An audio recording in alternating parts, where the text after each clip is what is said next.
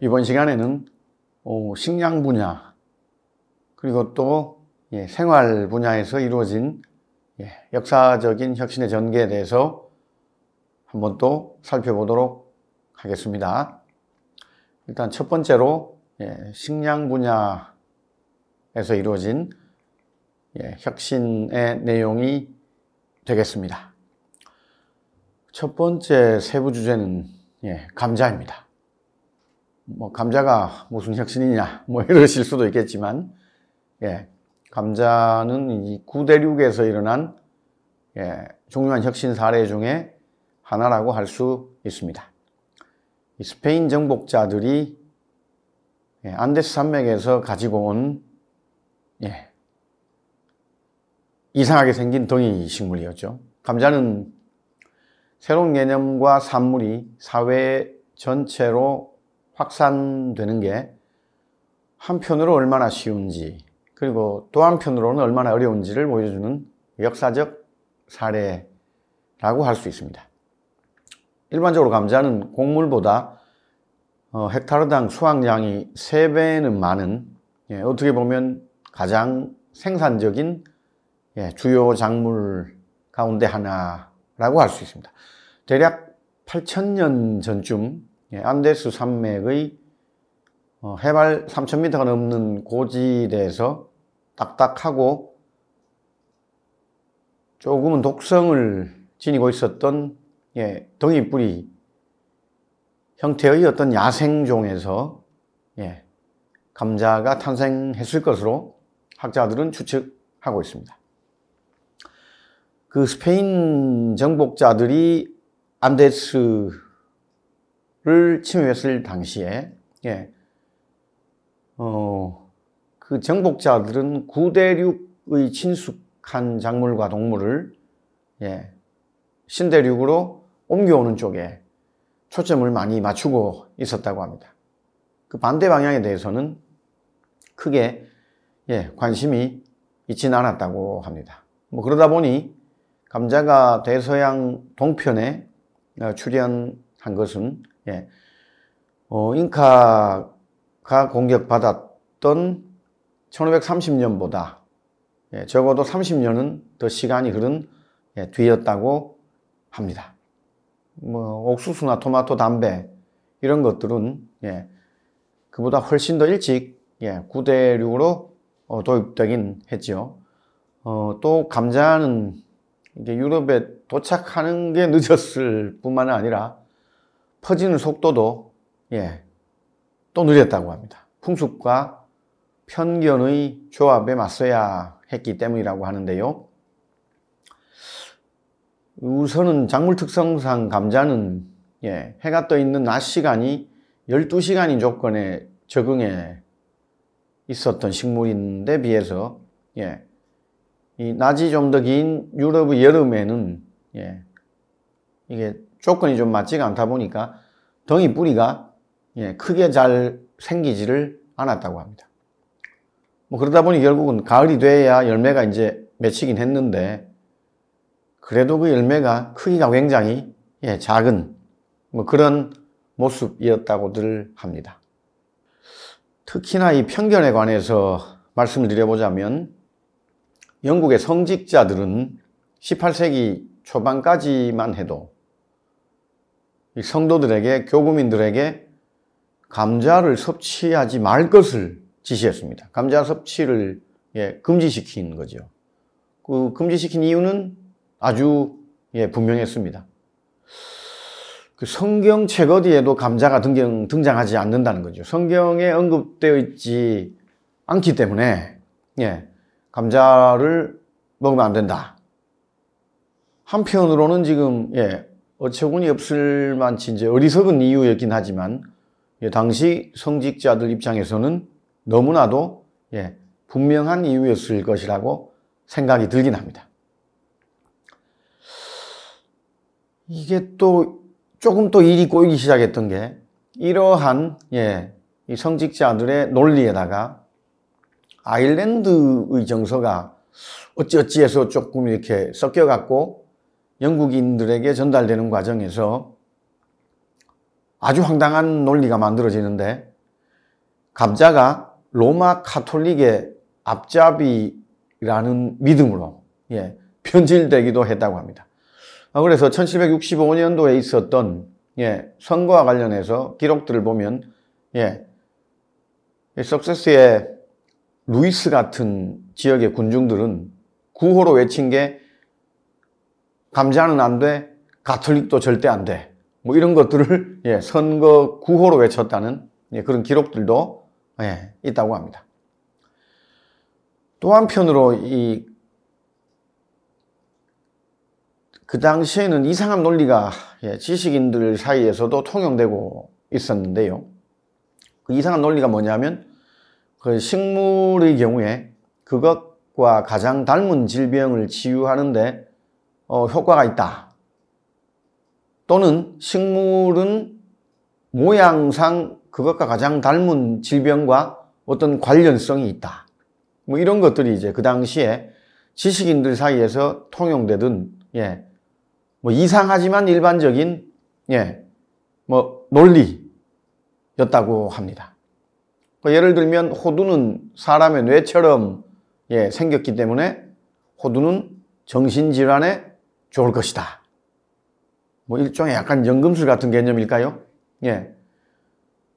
그러니까 이런 개념은 원래는 1500년대 연금술사이자 점성술사인 파라켈수스가 내놓았던 내용인데요. 16세기 동안에도 다수의 약초학자들은 그 주장을 그대로 믿고 읊어댔다고 합니다. 이제 문제는 이제 감자가 뭐랑 닮았냐 하는 내용이겠는데요. 사람들은 감자가 한센병에 걸린 사람의 손가락을 닮았다고 생각했다고 합니다.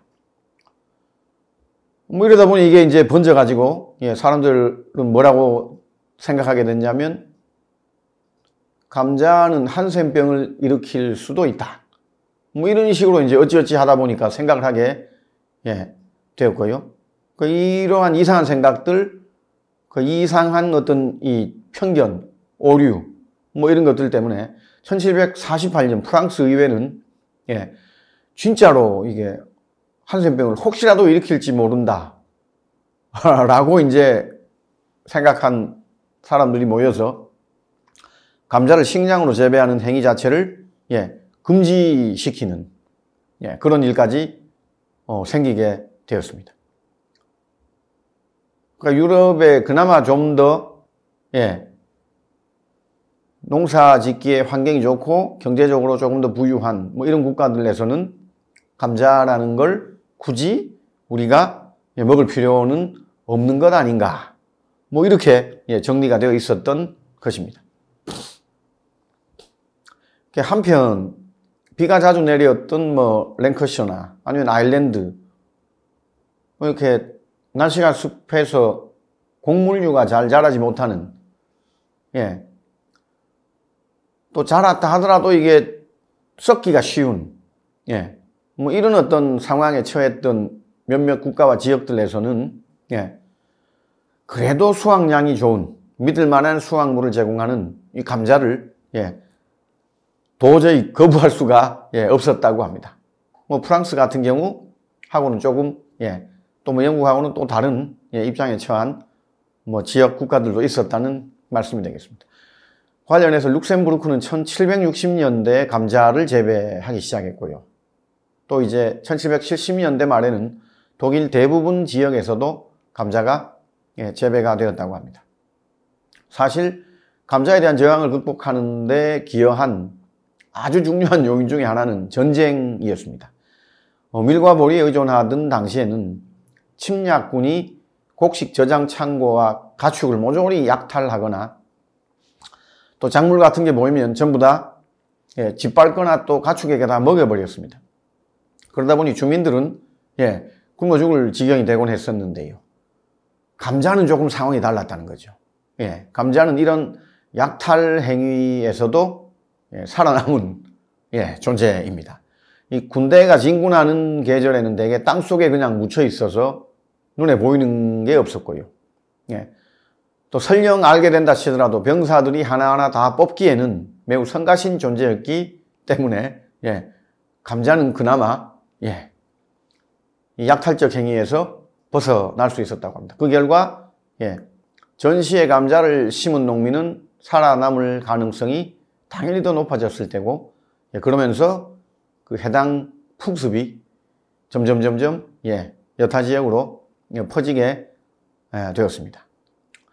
그러나 역시 프랑스는 계속 뒤처져 있었죠. 프랑스인들은 프러시아인이 풍족하고 든든하게 먹는 모습과 인구학적 위협을 불러일으키는 양상을 사실은 초조하게 지켜봤었는데요.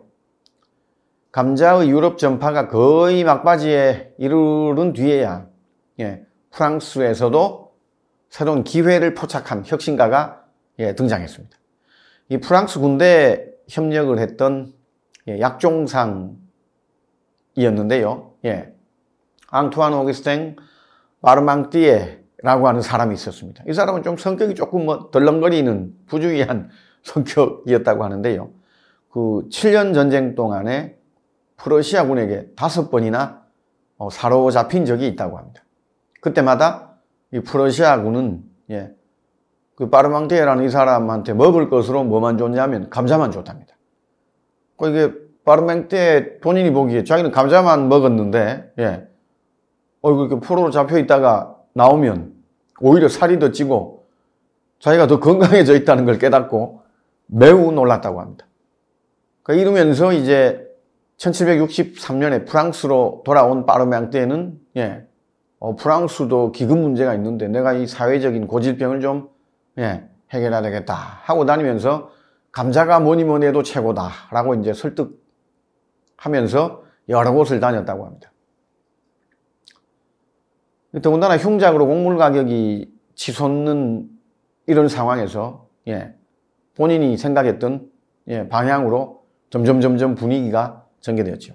그 당시에 왕비였던 마리 앙뚜아네트 관심을 또 끌었는데요. 베르사유 궁 정원에서 우연히 만난 척하면서 그 왕비를 꼬드겨서 머리에 감자꽃을 또 꽂도록 했다고 합니다. 그 정도가 아니었죠. 파르망띠에는 파리 외곽에 감자밭을 조성했고요. 경비원을 두고 지키는 척하고 소문도 막 내고 다녔습니다.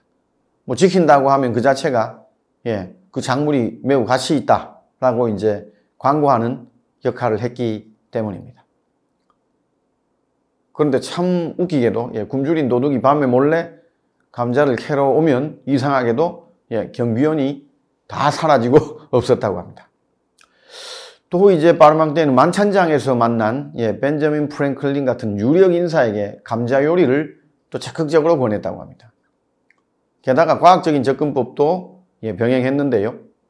의회가 감자 금지 조치를 철회하자 그 다음 해인 1773년 감자에 관한 화학적 검사라는 논문을 써서 감자의 영양가에 극찬을 보내는 이런 노력도 했다고 합니다. 1789년 혁명이 일어나기 직전에 굶주림이 만연한 이런 상황에서 당시 국왕은 파르망띠에게 감자의 경작과 이용을 다룬 논문, 연구서를 더 작성하라고 지시를 했다고 해요. 근데 결국 아시는 바와 같이 이게 왕의 머리는 잘려나갔지만 혁명 진영은 감자의 혜택을 크게 누렸다고 합니다. 이 뚠레르의 정원에서 재배한 감자 덕분에 파리 고민 때 대규모 기아 사태를 이 혁명 진영에서는 막을 수가 있었다라고 알려져 있기도 합니다. 이 아일랜드를 잠깐 말씀드리자면요. 아일랜드에서는 감자 때문에 이제 인구가 폭발적으로 증가했다고 합니다. 그래서 이 멜더스가 인구론에서 말했던 재앙이 일어날 수 있을 정도의 이 상황까지 같다라는 주장이 있습니다. 뭐 그러나 또 이게 참 아이러니하게도 1845년 기생성 곰팡이인 감자역병균이 미국을 통해서 아일랜드로 이렇게 유입이 되면서요. 사건은 전혀 다른 국면으로 접어듭니다. 같은 해 9월 아일랜드 전역의 밭에서 감자 작물의 지상부, 지하부 모조리 썩어 들어갔고요. 저장된 감자까지도 검게 변하면서 악취를 내뿜었다고 합니다. 단지 몇 년 사이에 굶주림, 영양실조, 질병으로 100만 명이 사망했고요. 적어도 100만 명이 해외로 이주했다고 합니다. 800만 명이 넘었던 당시 아일랜드 인구는 급감을 했고요. 지금까지도 1840년 수준으로 인구수가 회복되지는 않고 있다고 합니다. 이 감자역병은요, 노르웨이, 덴마크, 독일에서도 문제를 일으켜서 큰 기근을 야기하기도 했습니다. 식량과 관련된 두 번째 내용입니다. 비료입니다. 뭐 저도 사실 비료 잘 모릅니다. 뭐 과학도가 아니고서 비료에 대해서 잘 아는 사람은 아마 당연히 뭐 거의 없을 거라고 생각하는데요. 1908년 이 프리츠 하버라는 사람이 질소 고정법을 이걸 발견합니다. 가압 상태에서 촉매를 써서 대기의 질소를 수소와 반응시켜서 암모니아를 만드는 방법. 이건 정말 또 이것도 인류 역사상 엄청난 혁신 중에 분명히 하나라고 생각합니다.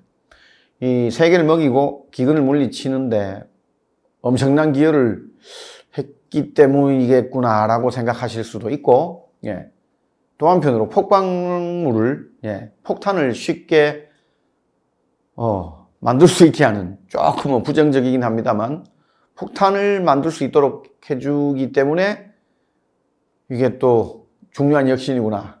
뭐 흔히들 우리는 이렇게 생각합니다만,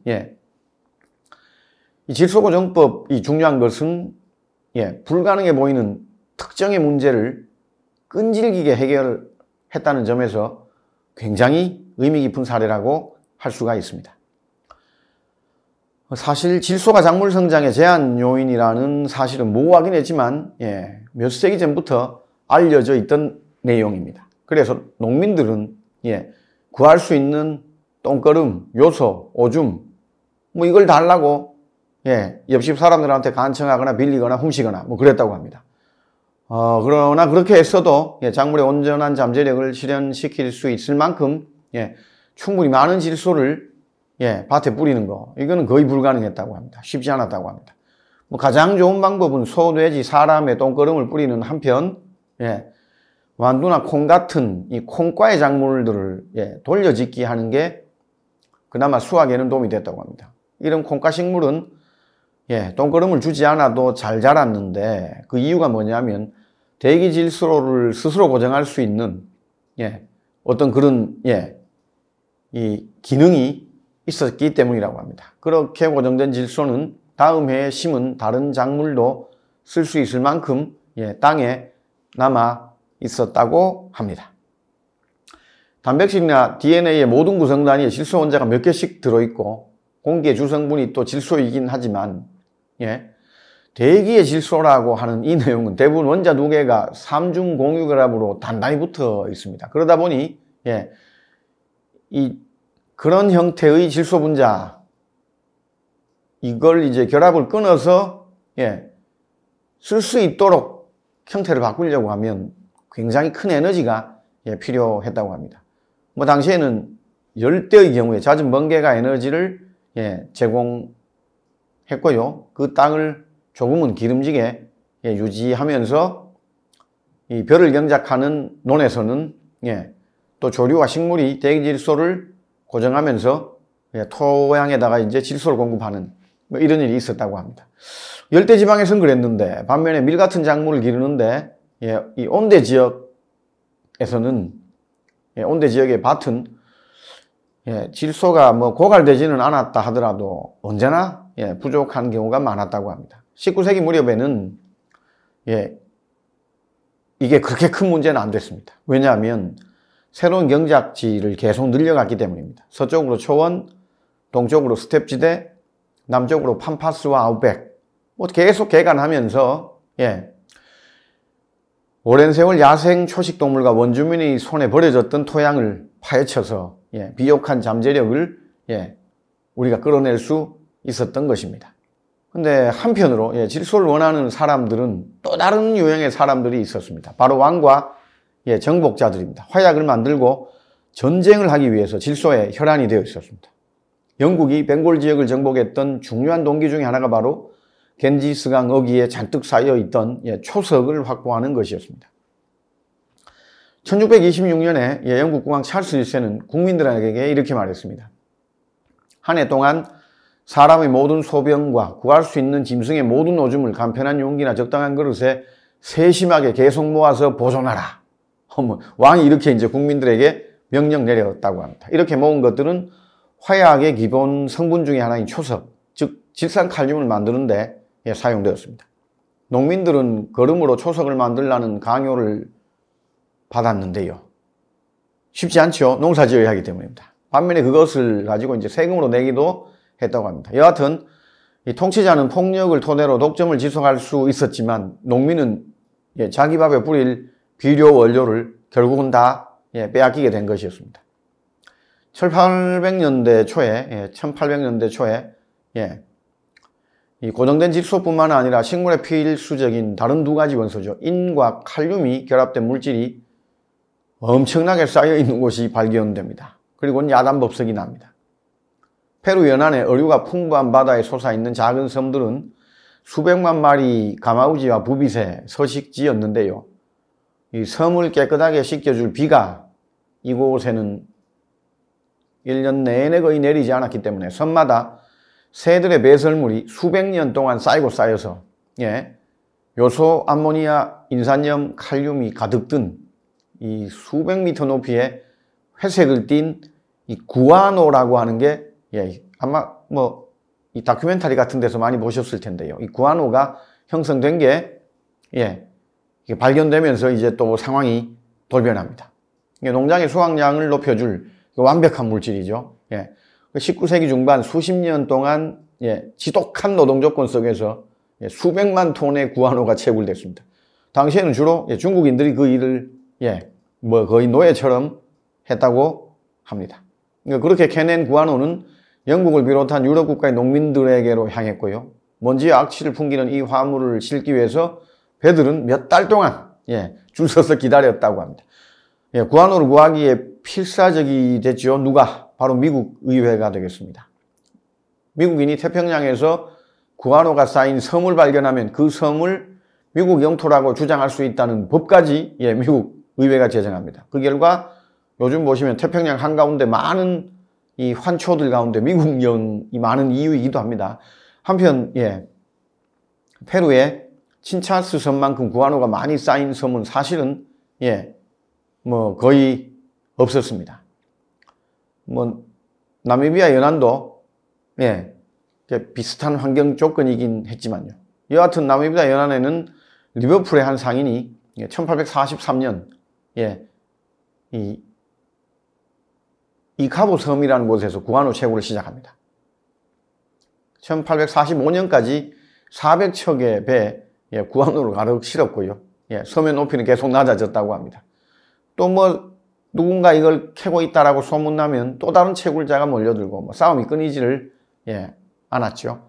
그러나 결국 이카보와 친차스의 구아노는 뭐 고갈될 수밖에 없겠죠. 당연히 이 구아노 열풍은 많은 사람을 부자로 만들긴 했지만 1870년대 뭐 거기서 흐름은 끝났다고 합니다. 그 뒤에 칠레 초석 열풍이 또 일어납니다. 초석이란 아타카마 사막 거기에 이제 고대의 바다였던 부분이 솟아올라서 말라붙어서 이제 산맥이 되는 과정에 극도로 건조한 기후 덕분에 그 잔해가 고정되고 사라지지 않고 그대로 남아있는 질산염, 이걸 이제 초석이라고 얘기합니다.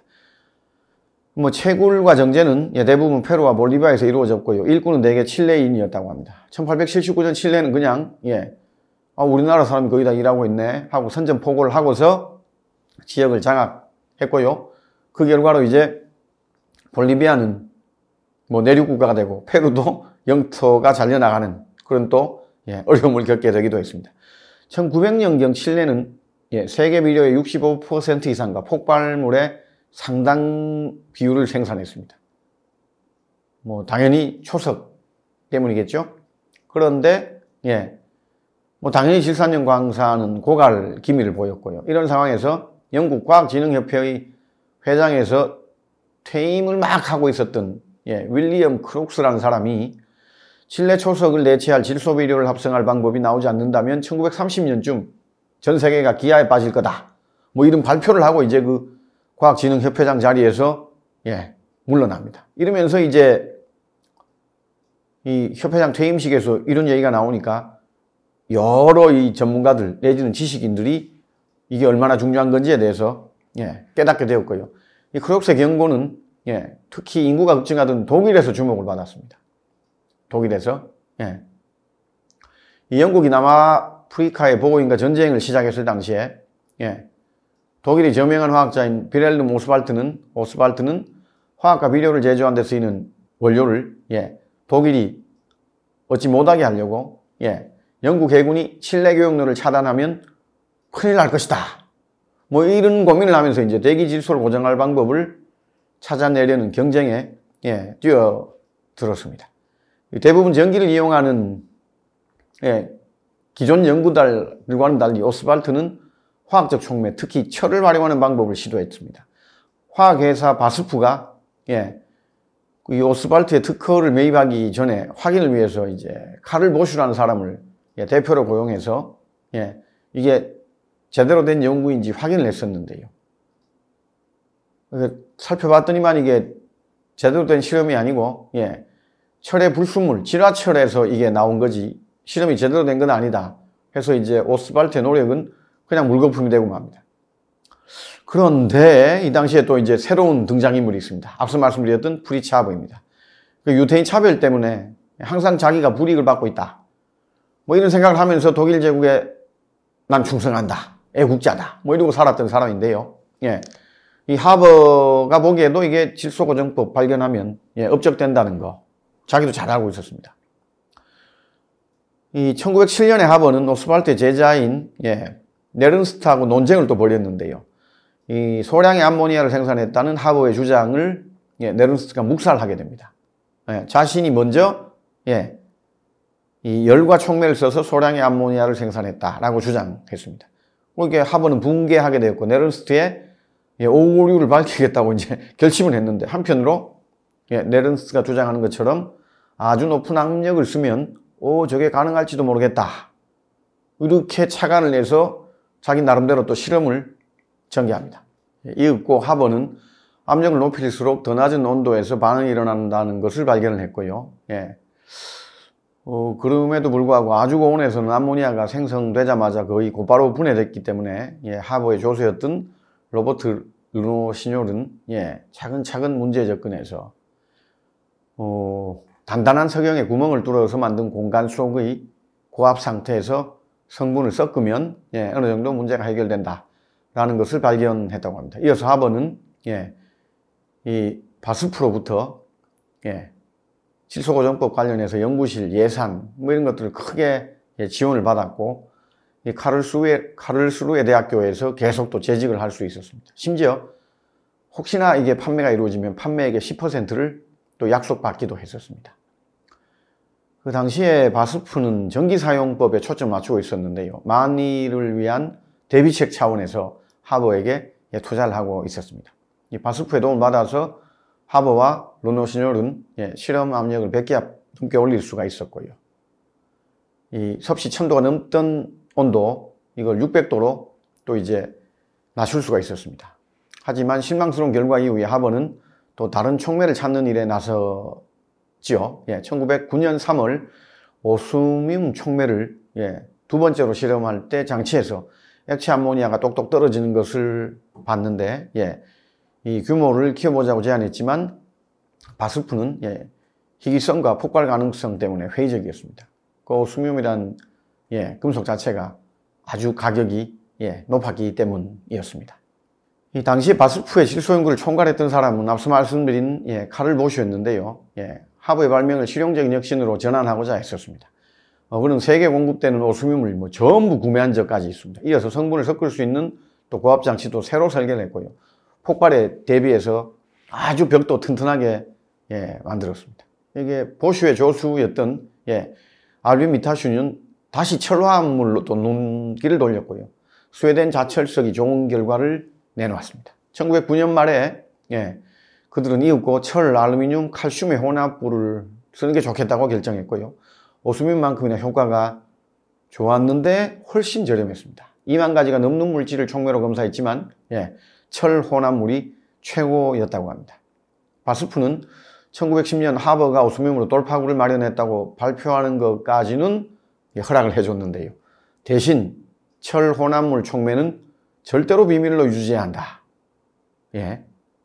또 이걸 영업 비밀로 삼아서 바스프는 계속해서 업계 선두 자리를 또 유지를 할 수가 있었습니다. 여하튼 대기에서 질소를 분리하는 방법, 뜨거운 코쿠스에 전기를 뿜어 일산화탄소를 생기지 않게 하면서 수소를 충분히 많이 생산하는 방법, 유례없는 수준의 고압을 생성하는 방법, 아주 뜨거운 온도에서 그런 압력을 유지하는 방법, 가스를 주입하고 암모니아를 추출하는 방법 등등등 개발해야 할 것들이 너무나 많았었는데요. 이런 모든 것들을 진행하다 보니까 이제 개발 인력은 점점 불어나서 그 원자탄 계획이었던 맨하탄 계획이 나오기 전까지 세계 최대 규모의 과학자, 공학자 집단이 바스프에 있었다고 알려져 있습니다. 카를 보슈의 개발진은요, 사실 엔진에서 설계의 단서를 찾으려고 애썼고, 또 이제 철강업계 사람과도 만났고, 대포를 설계하거나 또는 이렇게 국방물자 관련된 야금학 분야에서 이루어진 새로운 발전에 관한 얘기를 두루두루 청취했다고 합니다. 앞서 말씀드린 여러 가지 혁신을 해내려니까 어쩔 수 없었던 상황이었습니다.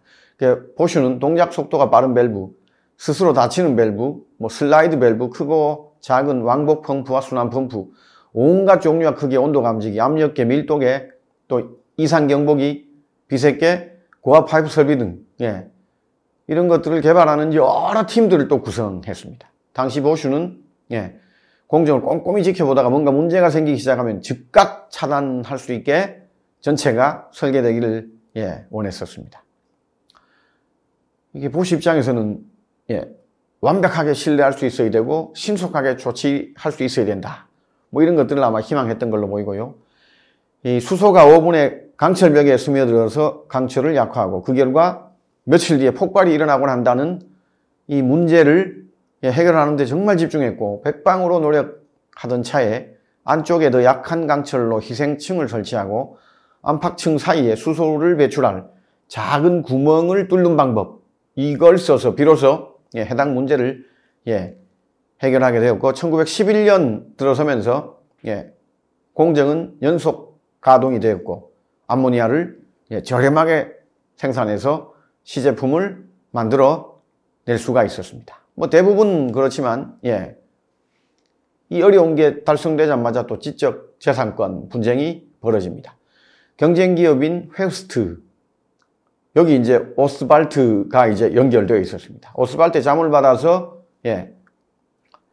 이 열과 압력을 이용했던 하버의 방법에 이의를 제기했었는데요. 네른스트가 오스발트의 지도로 그 개념 전체를 먼저 내놓았다고 주장을 했습니다.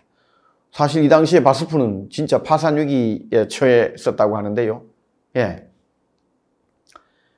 바스프가 또 이제 조금 야비하지만 이상한 방법을 씁니다. 법정에서 편을 들어주는 증언을 해주는 대가로 높은 연봉을 주면서 네른스트를 5년간 바스프가 고용합니다. 이 바스프가 오파우에 거대 공장을 세웁니다. 1913년 암모니아를 생산하기 시작했는데요. 공교롭게 얼마 뒤에 바로 제1차 세계대전이 터집니다. 전쟁이 또 이제 정세 상태로 빠져들고 영국 해군이 포클랜드 제도에서 독일 함대를 침몰을 시키죠.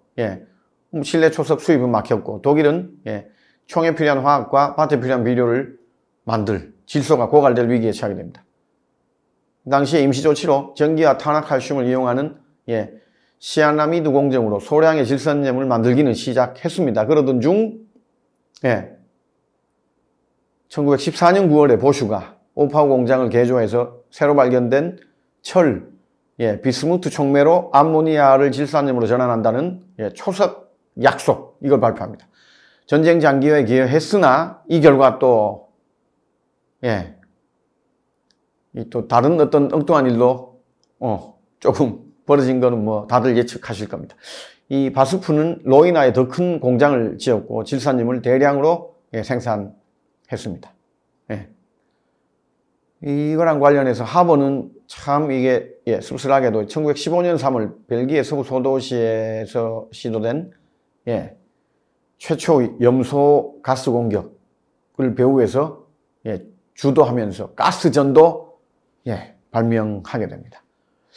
비료로서는 참 대단한 것이지만 또 이제 이렇게 가스 기반의 화생방전으로 비화되는 일들도 여기에서 시작됐다는 안타까움이 또 있습니다. 전후에 하버 보슈 공정이라고 명명되고 전 세계에서 대규모로 질소를 고정하는데 가장 보편적으로 쓰이는 방법이 되었습니다. 특히 석탄 대신 천연가스가 사용되고 또 과정이 더욱더 효율적이 되고 뭐 이러면서 이제 현재 암모니아 공장은 보슈 시대의 공장보다 에너지를 30% 정도만 쓰면서 동일량의 암모니아를 생산해내고 있다고 합니다. 결국은 세계 에너지의 약 1% 정도가 질소 고정에 쓰이고 있는데요. 이것 때문에 유럽, 아메리카, 중국, 인도 모두 대규모 기아 사태를 피할 수가 있었다고 할 수 있을 것입니다. 하버 보슈는 거의 불가능해 보였던 그 혁신을 이루어낸 거죠. 그게 진짜 제대로 되지 않았더라면